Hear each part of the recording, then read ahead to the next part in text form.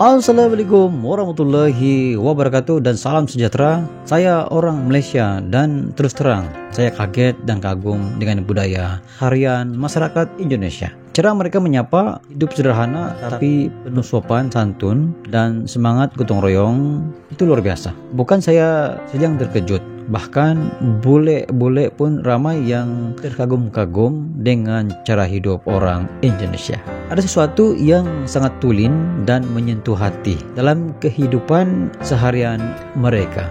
Jom sama-sama kita tengok dan reaction budaya harian rakyat Indonesia yang mungkin selama ini kita tidak pernah tahu. Ayo. Rasmi di sini reaksi santai, Malaysia ke Indo kita bersaudara. Subscribe sekarang jangan tunggu. Rasmi Studio hiburan untukmu. Reaksi bocil luar negeri pertama kali nyobain makanan Indonesia kayak rendang. Nah, pertama kali dia itu kayak bingung banget, ini tuh makanan apa sih? Terus dia merasa ini itu mirip banget sama makanan yang ada di Rusia. Nah, setelah ditiup-tiup kayaknya mereka menikmati aja. Sampai akhirnya mereka nanya, ini makanan namanya apa sih? Rusia. Untuk ngucapin rendang aja mereka susah banget, guys. Rusia ada rendang ya? Nah, terus yang cowok yang ini benar-benar suka banget dan dia benar-benar mengapresiasi orang yang bikin dan menciptakan rendang ini. Karena rasanya benar-benar menyatu dengan enak banget, guys. Nah, next mereka cobain kue cubit.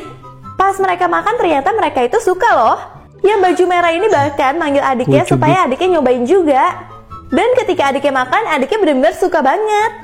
Orang Australia dan orang Indonesia itu hampir mirip, guys. Beda-beda tipis aja lah. Kalau orang Australia itu sopan, kalau orang Indonesia lebih ke perhatian. Contoh kalau misalnya mereka selesai nongkrong. Kata-kata perpisahan orang Australia itu selalu have a good day, have a good night, cheers mate, see you, bye-bye.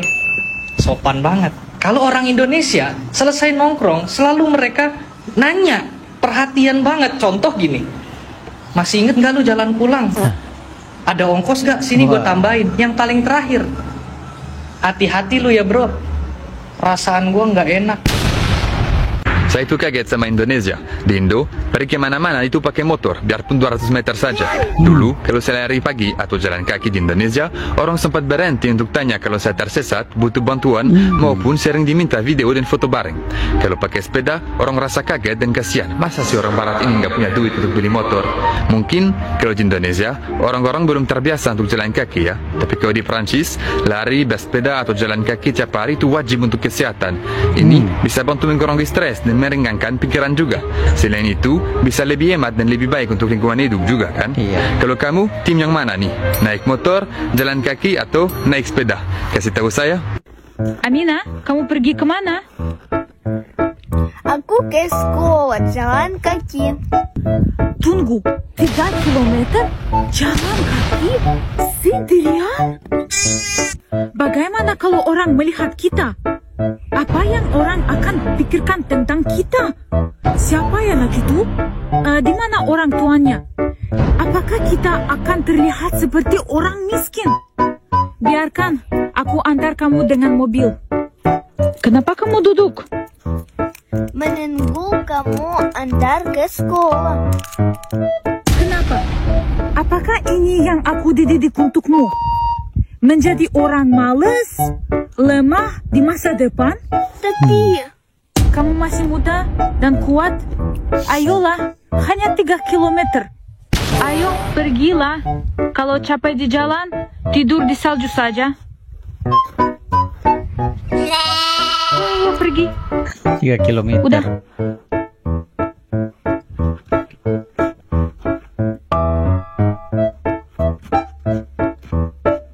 Ternyata orang bule nggak bisa jongkok. Cobain ini ke teman-teman kalian yang bule atau ke pasangan kalian yang bule. Nah, ini contohnya orang Asia jongkok. Perhatiin kakinya ya, kakinya lurus ya. Oh iya, betul. Nah, ini orang bule jongkok. Iya, begini. Tapi harus coba kakinya lurusin. Oh, enggak boleh ya. What do you think are the biggest differences living in Indonesia versus America? We're more independent. Yeah, we're more independent for Here. sure. Yeah. In Indonesia, we have people who like help us with stuff.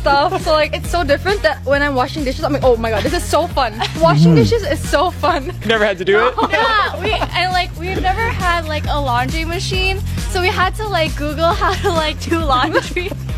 Udah lihat belum? Ada vlog orang US nih nyobain KRL di Indonesia. Dia bilang tuh KRL di Indonesia lebih bagus dibanding Subway di New York.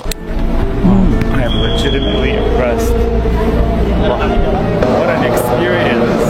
Eye-opening. I am impressed. I'd rate this like a 9 out of 10. Okay. I think we got it.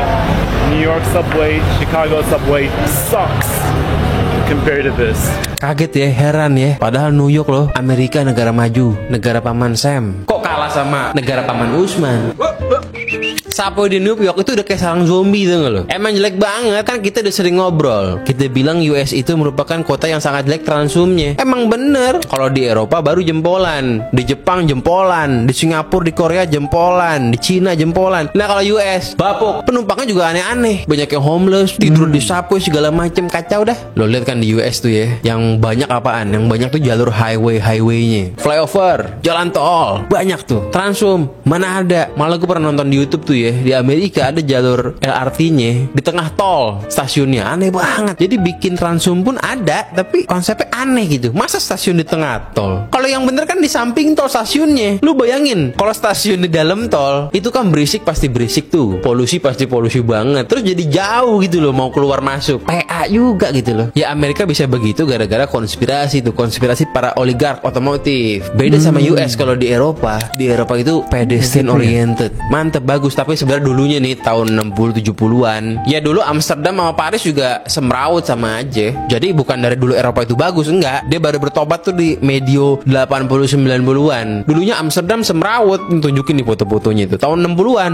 kacau. Sama kayak di Amerika, ya mirip sama di Indonesia juga, tapi dia berubah. Jadi apa artinya? Jadi harapan itu masih ada, kita masih bisa berubah. Kalau yang baru-baru ini tuh Paris. Kalau Belanda mah udah dari 50 tahun lalu lah. Kalau Paris nih masih anget lah, masih 10 tahun terakhir lah. Jadi intinya apa? Intinya harapan itu masih ada selama ada political will-nya. Makanya pilih pemimpin yang benar, yang paham konsep. Jangan lo pilih pemimpin cuma sekedar aktivis demokrasi, apa gunanya? Apa pentingnya ngomongin demokrasi? Demokrasi itu cuma alat doang, bukan tujuan akhir. Percuma nih ya, mau lu ngomongin demokrasinya fase kayak apapun, kalau lu nggak ngerti apa-apaan ilmu terapan, kagak guna. Politikus ngebacotin demokrasi terus dia bangga kalau jago ngebacot, begitu disuruh kerja konkret kagak bisa apa-apa. Alah, ini cuma gue nih mantan caleg yang berani ngomong. Tidak penting Anda ngediskusin demokrasi, nggak penting. Itu bukan tujuan akhir. Mau demokrasinya bagus kek, mau demokrasinya nggak bagus, yang penting konkretnya apa? Kan gitu. Giliran ngomongin masalah konkret, solusi mereka you don't say semua. Solusi-solusi yang nenek gue juga tahu. Ya jangan ngomong, jangan nyalon, nggak pantas. Tahu diri itu penting loh. Kita mah kalau lihat pemimpin cari yang dia jago ngomongin hal-hal konkret. Contoh nih ya, kalau gue pernah nonton di podcast Endgame, ada tuh gubernurnya NTB, tuh orang PKS tuh. Itu konkret tuh omongannya tuh. Itu keren juga tuh. Ada tuh orang PKS kayak begitu, mantep. Ya kalau dia mau nyagup di DKI, ya masih oke lah itu. May the force be with you. Di Indonesia. Kita semua ditipu sama negara-negara di Eropa. Ternyata mereka nggak seramah lingkungan itu, guys. Langsung aja kita dengerin dari Bule Sampah, jurnalis lingkungan dari Jerman. Betul guys, kalian tertipu sama negara Eropa. Pertama, in Europe per capita we produce much more plastic waste than Indonesians. Maybe not every EU country, but in average, yes. This number is rising every year. Dua, most of the product we consume, especially plastic products, are not recyclable. And that is one of the reasons why a lot of this material we either have to burn, or even worse, we have to send to countries like Indonesia. And they even find the ID card of Germans in Surabaya. What? Yes. Do you have the proof? Yes. Really? Number 4. We always talk about green energy and all these things, but this is not always environmentally friendly to have renewable energy. Misalkan kita bikin solar panel itu ada banyak juga dampak buruknya buat lingkungan. Kita bikin wind turbine juga banyak dampak buruknya untuk lingkungan. Bener ya? Yeah. True.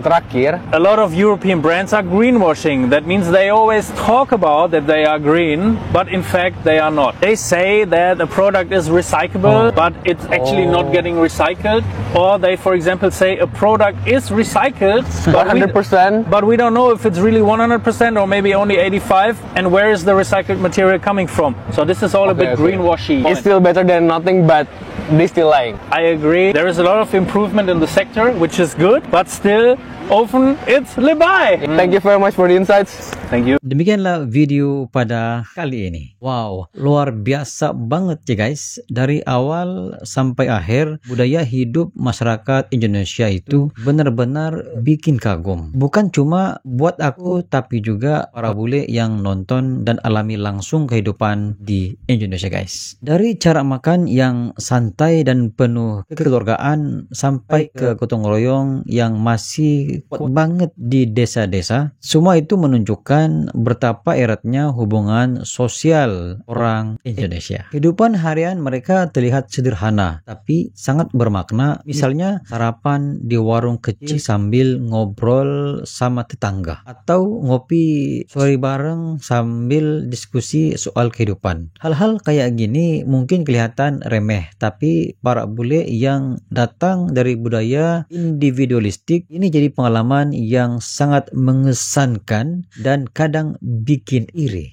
Nggak heran, banyak bule yang jatuh cinta sama Indonesia bukan cuma karena alamnya, tapi karena kehangatan dan kebersahajaan rakyatnya guys. Mereka kaget, tapi juga kagum. Kok bisa ya masyarakat Indonesia hidup damai dan bahagia meski dengan keterbatasan? Ternyata kebahagiaan itu nggak selalu materi, tapi tentang cara kita memaknai hidup dan menjaga hubungan antara sesama guys. Jadi buat kalian yang nonton video ini, entah dari Indonesia atau luar negeri, semoga kita bisa belajar untuk lebih menghargai nilai-nilai sederhana dalam hidup. Kadang hal kecil justru yang punya dampak besar. Terima kasih yang sudah nonton. Jangan lupa like, share, dan subscribe channel ini. Sampai jumpa lagi di next video. Dan ingat, hidup itu indah